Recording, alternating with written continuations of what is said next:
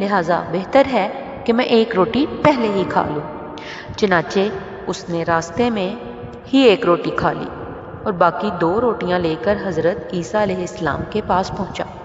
حضرت عیسیٰ علیہ السلام اور شاگرد نے جب کھانا کھا لیا تو حضرت عیسیٰ علیہ السلام نے شاگرد سے پوچھا کہ 3 درہم کی کتنی روٹیاں ملی تھیں؟